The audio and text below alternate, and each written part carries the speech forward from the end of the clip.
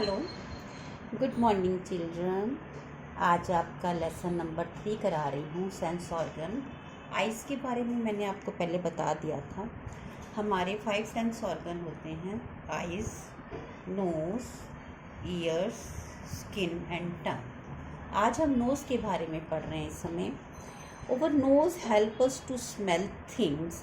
It also help us to breathe. When we breathe, air enters our nose through two small holes called nostrils. Tiny hair present in our nose filter the air that we breathe by trapping dust and germs germs present in it. देखिए, nose आपको मैं दिखा देती हूँ। ये हमारा nose है, देखिए ये हमारा नोज़ है। इसके बारे में हमने क्या समझना है कि जो नोज़ है वो हमें स्मेल, इससे हम स्मेल लेते हैं। ये हेल्प करता है ब्रीथ लेने, मतलब सांस लेने में। और व्हेन वी ब्रीथ एयर, जब हम अपने अंदर सांस लेते हैं, ये जो दो हमारे होल्स होते हैं उसको नोस्ट्रिल कहते हैं। इसके थ्रू हम जो है वो अंदर सांस लेते हैं। ये जो होल होता है, एक होल उधर साइड में, उसको नोस्ट्रिल्स कहा जाता है। क्या कहते हैं? नोस्ट्रिल। इसके अंदर छोटे छोटे बाल होते हैं जो फिल्टर का काम करते हैं। आपने देखा है आपके अंदर नोज़ में डस्ट इकट्ठी हो जाती है, वो ऐसी हो जाती है। अंदर हमारे ही छोटे छोटे टाइनी से हेयर होते हैं, वो जो डस्ट को वो ट्रैप कर लेते हैं, वहाँ अंदर जाने नहीं देते हैं, वहीं रोक लेते हैं। और उसके अंदर जो जम्स उसके अंदर रह जाते हैं, फिर उसको हम निकालते हैं। देखा ना, अपने से किया है। We should not put our fingers into our nostrils. हमें क्या करना चाहिए? अपने जो नोस्ट्रिल में फिंगर को नहीं डालना चाहिए। We should not put any sharp things in our nose. कोई भी शार्प थिंग होती है ना, उसको भी हमने अपने नोज में नहीं डालना चाहिए। जैसे पॉइंटेड, जैसे कंपास हो गई, सुई हो गई, ये हमें अपनी नोज में नहीं डालना चाहिए। We should clean our nose every day. हमें अपना नोज डेली क्लीन करना चाहिए। समझ में आ गया? यहाँ तक नोस्ट्रिल होता है जो हमारे नोज के आगे चाहिए, होल से एंटर होता है, जाना। ठीक है। टाइनी होता है, छोटा, ट्रैप होता है, रोक लेना उसको। ओके, समझ में आ गया? डस्ट होता है, गंद। फिल्टर होता है, छानना। ईयर, ये हमारे ईयर है। ईयर भी हमारा सेंस ऑर्गन है। इससे क्या करते हैं बच्चों? हीयर करते हैं, सुनते हैं। Ear help us to hear various sound. अलग अलग तरह की साउंड को हम ईयर से हीयर करते हैं। हीयर होता है सुनना। Sounds can be loud, soft, pleasant, unpleasant, dull and sharp. जो साउंड्स होती हैं, तेज आवाज़, धीरी आवाज़, अच्छी साउंड, उसको हमारा कौन सुनते हैं? हमारे जो ईयर ही सुनते हैं। हमें ईयर की हेल्प केयर कैसे करनी चाहिए? We should clean our ears with cotton buds.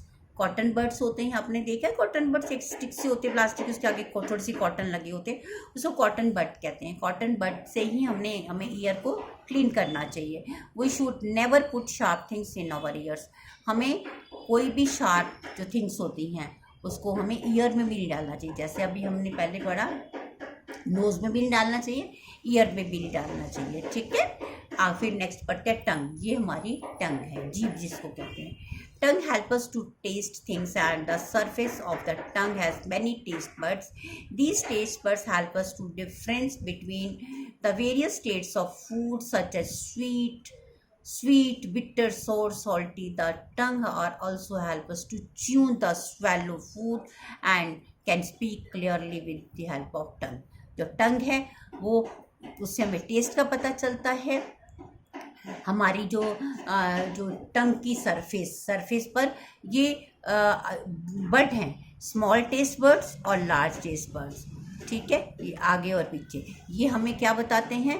क्या खट्टा है, क्या कड़वा है, क्या नमक वाला है, क्या मीठा है, इससे पता चलता है। और जो च्यू करते हैं उसमें भी, भोजन च्यू करते हैं उसमें भी ये हमारी हेल्प करता है।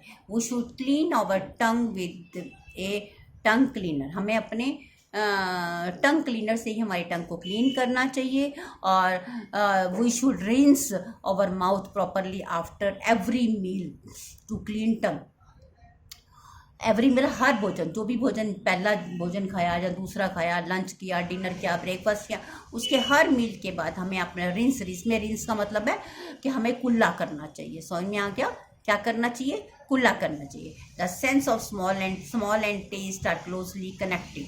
When we have a cold you can not smell and taste properly. आपको मालूम है स्मेल और टेस्ट जो है एक दूसरे के साथ कनेक्टेड है। जब हमें कोल्ड हो जाता है तो ना तो हम स्मेल ले पाते हैं, ना ही हमें टेस्ट के बारे में पता चलता है। स्किन हमारा बॉडी का सबसे लार्जेस्ट बॉडी पार्ट है।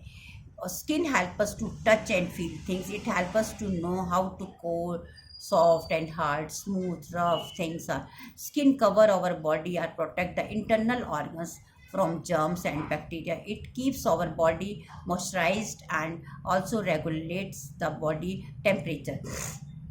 देखिए वो स्किन है, जो स्किन जो है वो क्या करता है, हमें ठंडा, गरम, स्मूथ, सॉफ्ट है या हार्ड है, वो हमें स्किन से ही पता चलता है। ये हमारी बॉडी को कवर रखता है। जो हमारे इंटरनल बॉडी पार्ट्स होते हैं, जैसे अंदर बोन्स है, हमारे इंटेस्टाइन है, और हार्ट है, और लंग्स हैं, ये सारे जो इंटरनल बॉडी पार्ट्स हैं उनको हमारे क्या करता है, उसको प्रोटेक्ट करता है, जर्म से बचाता है, बैक्टीरिया से बचाता है। ठीक है, हमें इसकी केयर कैसे करनी चाहिए? हमें डेली रेगुलरली हमें बाथ लेना चाहिए। और स्वेट होता है पसीना, जो पसीना आता है, डेड स्किन होती है, वो जर्म्स हो जाते हैं, वो नहाने से और जो है वो क्लियर हो जाता है। We should always wear neat and clean cloth. हमें साफ़ कपड़े पहनने चाहिए। वी शुड नॉट शेयर, अपना जो टॉवल है किसी के साथ शेयर नहीं करना चाहिए। कुछ बच्चे ऐसे होते हैं जो एबल्ड पीपल होते हैं, जिसके अंदर कोई ना कोई कमी होती है। कुछ लोग ऐसे होते हैं ना वो सुन पाते हैं, ना देख पाते हैं, ना बात कर पाते हैं। इन बच्चों को क्या कहते हैं? Differently abled people. They need people special care of attention. We need to be sensitive towards them, to should cooperate with. हमें इनके प्रति हमें दयालु रहना चाहिए। ये नहीं कि वो बोल नहीं पाते, सुन नहीं पा रहे तो हम उनके साथ बुरा व्यवहार करें, ऐसा नहीं करना चाहिए। If one of the senses of the damage, अगर हमारा कोई भी, अगर किसी भी पर्सन का कोई भी एक सेंस डैमेज हो जाता है तो दूसरा जो ऑर्गन होता है वो ज़्यादा अच्छे से वर्क करता है। क्यों? कि वो उसकी पूर्ति करता है। आपने देखा है अगर कोई सुन नहीं पाता, अगर वो कोई देख नहीं पा रहा तो उसकी हियरिंग पावर बहुत अच्छी होती है, क्योंकि उसकी कदम की आहट से पता चल जाता है कि कौन आया है। ठीक है। कांची एक कुछ ऐसे लोगों के बारे में बताया है। क्या है? कांची जो है, Kanchi is blind since birth. जन्म से ही वो कैसा था? अंधा था, ब्लाइंड होता है जो देख नहीं पाता। She goes to school, uses Braille script is read. Braille script पता है क्या होती है? ये होती है जो उभरे हुए अक्षर होते हैं, उसको टच करके वो पढ़ लेते हैं। समझ में आया? क्योंकि देख तो पाते नहीं है। जो ऐसी लिपि को क्या बोलते हैं?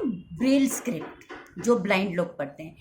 The alphabets and numbers are represent by raised dots. ये रेज्ड डॉट्स होते हैं, उससे वो पढ़ लेते हैं। Kanchi moves her finger over these और dots, feels them and thus read. And उसी से वो लिख भी लेता है और उसी से वो रीड भी कर लेता है।